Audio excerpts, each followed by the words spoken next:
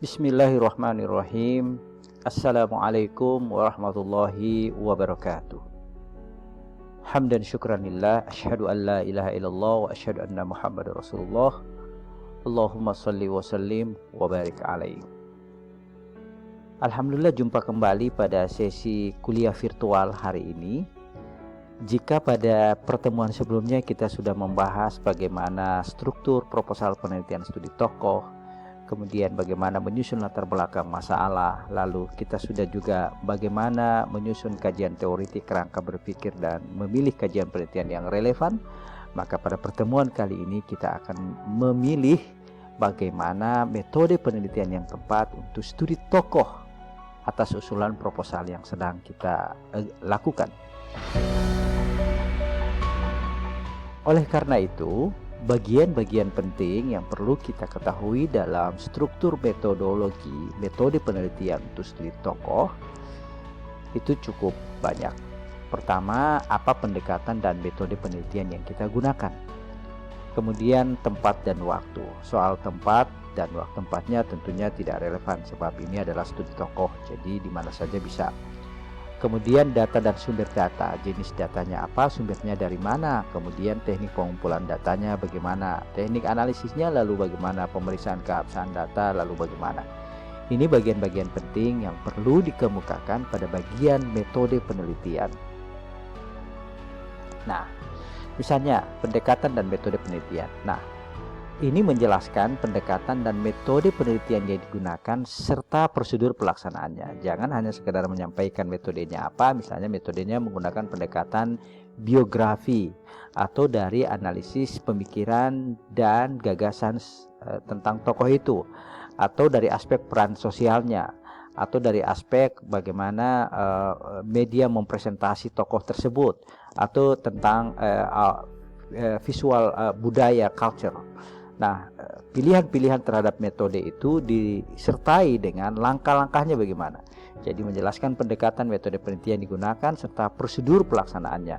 Nah, contoh pada bagian samping kanan ini kita bisa lihat jenis penelitiannya menggunakan penelitian studi tokoh dan pendekatannya menggunakan pendekatan studi biografi. Ya. Tempat dan waktu ini fleksibel dan akan tergantung soal tempat. Ini sangat fleksibel sebab studi tokoh tidak mengenal tempat, tetapi dari sisi waktu kapan Anda menyelesaikan studi tokoh ini. Nah, data dan sumber data. Nah, pada bagian ini tentunya dijelaskan apa informasi atau data yang dikumpulkan sehubungan dengan fokus dan subfokus penelitian. Lagi-lagi kita fokus pada subfokus penelitian kita atau pada rumusan konstruk yang sudah kita berhasil dapatkan pada kajian teoritik di bagian sebelumnya. Kemudian jelaskan pula sumber-sumber data primer maupun sekunder yang digunakan dalam penelitian baik informan, peristiwa maupun dokumen. Jadi data primernya apa? Misalnya dokumen seorang tokoh kalau dia sudah meninggal, atau data primernya langsung wawancara ke tokoh tersebut jika tokoh itu masih hidup. Lalu data sekundernya apa? Sumber data primer ini misalnya adalah otentik data langsung dari tangan pertama tentang masalah yang diungkapkan. Secara sederhana data tersebut disebut dengan data asli. Sumber data primer yang menjadi pokok dari penelitian ini, Kiai Haji Hamrenkau dalam contoh proposal ini adalah mengacu kepada sumber langsung dari pihak keluarga terdekat. Nah, kemudian teknik pengumpulan data. Nah, teknik pengumpulan datanya ini bisa menyampaikan informasi atau data yang akan dikumpulkan sehubungan dengan fokus dan fokus penelitian, ya. Teknik pengumpulan datanya dalam proposal ini diajukan adalah observasi, kemudian studi dokumentasi dan wawancara menjadi bagian penting dalam penyusunan pengumpulan teknik pengumpulan data dalam studi tokoh. Kemudian, nah, perlu kita ketahui bahwa kajian studi tokoh sumber utamanya adalah observasi partisipan dan wawancara. Ini yang perlu untuk diketahui. Nah, untuk mendapatkan informasi partisipan dan wawancara ini, dokumen-dokumen yang sangat kita butuhkan ketika melakukan pengumpulan data, terutama dalam panduan dokumentasi, kita butuh tentang informasi tokoh dari sisi fotografinya, apakah ada video-video atau ada film yang menyajikan tentang informasi tokoh, ada tulisan memo, surat, diare, catatan harian beliau tentang tokoh yang sedang kita teliti, atau rekaman kasus klinis tentang kesehatan. Ini menjadi penting sebab perlu kita ketahui riwayat tokoh tersebut, kemudian usulan, kode etik atau buku tahunan dan news atau pemberitaan tentang tokoh ini. Nah, dokumen-dokumen ini penting untuk kita peroleh untuk memperoleh informasi secara utuh tentang tokoh yang sementara kita teliti.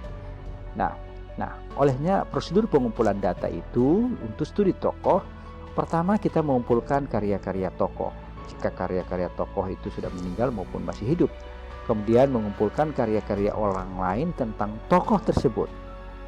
Jadi mengandalkan karya-karya yang dimiliki oleh tokoh dimaksud, lalu kedua mengumpulkan karya-karya orang lain yang bicara, yang menulis dan mempresentasikan tentang tokoh yang sedang kita teliti, dan kemudian yang berikutnya adalah langsung melakukan wawancara langsung dengan pihak-pihak tertentu yang relevan yang mengetahui tentang tokoh tersebut, atau kita melakukan observasi dan selain sebagainya.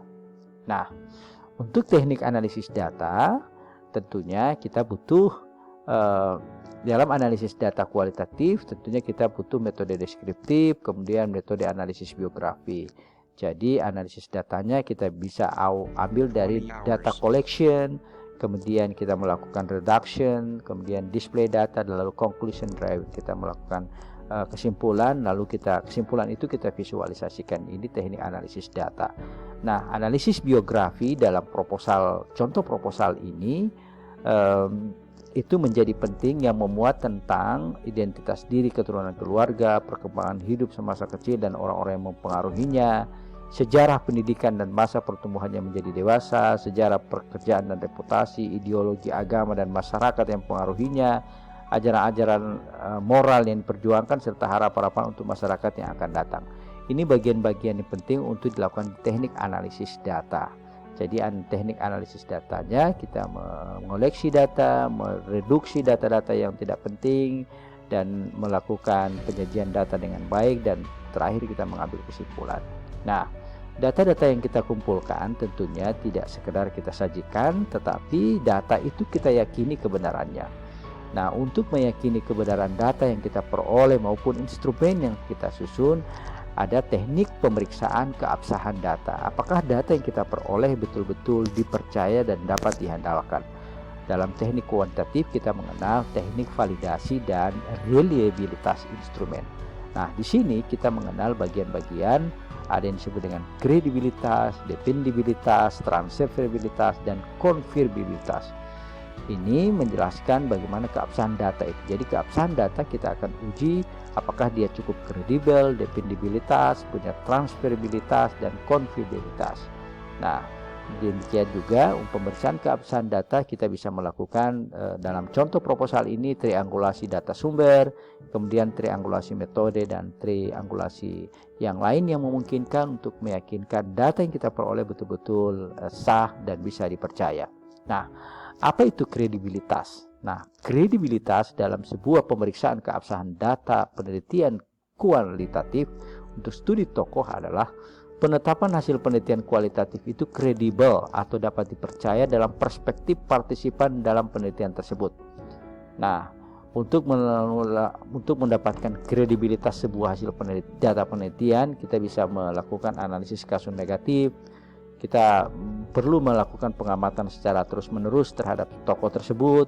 Kita harus tekun, jika tokoh itu masih hidup, kita tekun untuk mengamati tokoh itu secara berkelanjutan.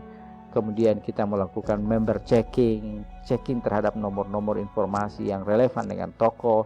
Kemudian kita melakukan triangulasi sumber. Lalu jauh lebih penting kita melakukan diskusi teman sejawat. Jika penelitian kita dilakukan oleh lebih dari satu peneliti, teman sejawat kita adalah teman yang melakukan riset yang sama atau punya tema yang sama dengan penelitian kita. Ini untuk memastikan agar kredibilitas data penelitian kita betul-betul bisa dihandle.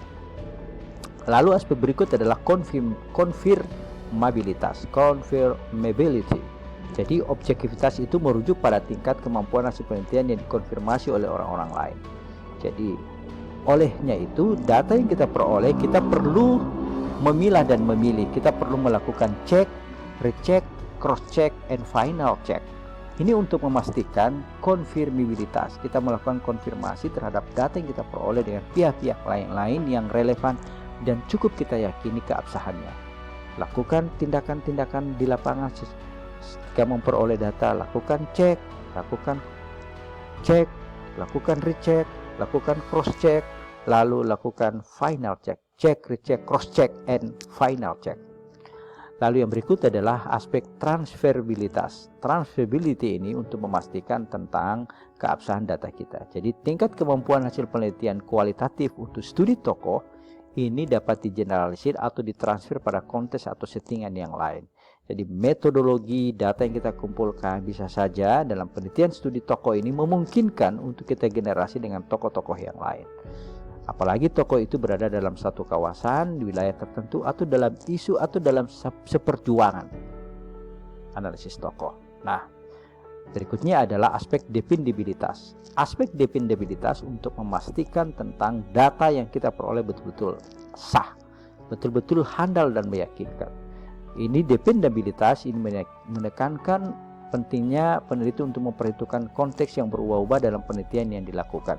Bisa saja perubahan penelitian ini akan berubah. Nah, perubahan-perubahan itu harus dipertimbangkan dalam proses pengumpulan data agar data kita betul-betul kita yakini keabsahan dan kehandalannya. Nah, peneliti itu bertanggung jawab menjelaskan perubahan-perubahan yang terjadi dalam setting dan bagaimana perubahan-perubahan tersebut dapat mempengaruhi cara pendekatan penelitian dalam studi. Jadi jika Anda dalam pengumpulan data ada perubahan setting, perubahan lokasi, perubahan responden, perubahan teknik wawancara, harus dijelaskan secara transparan dan objektif dalam analisis data. Ini untuk meyakinkan bahwa data yang kita peroleh betul-betul diperiksa dan dapat diandalkan. Ayo, mari kita periksa kembali pada bagian metode penelitian studi tokoh kita agar insya Allah proposal kita, usulan penelitian kita bisa diterima dengan baik.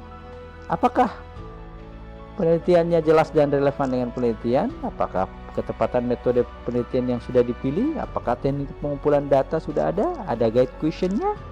Apakah ada teknik pemeriksaan keabsahan data? Atau adakah teknik pengolahan data? Lalu adakah teknik pemeriksaan keabsahan data? Ayo, mari kita periksa bagian-bagian ini dengan cermat dan penuh sabar. Mudah-mudahan di balik kesabaran dan ketekunan kita pasti ada kemudahan. Sekian, terima kasih. Mohon maaf atas segala kekurangan dan kehilafannya. Mohon koreksi konstruktifnya. Wabillahi taufiq wal hidayah.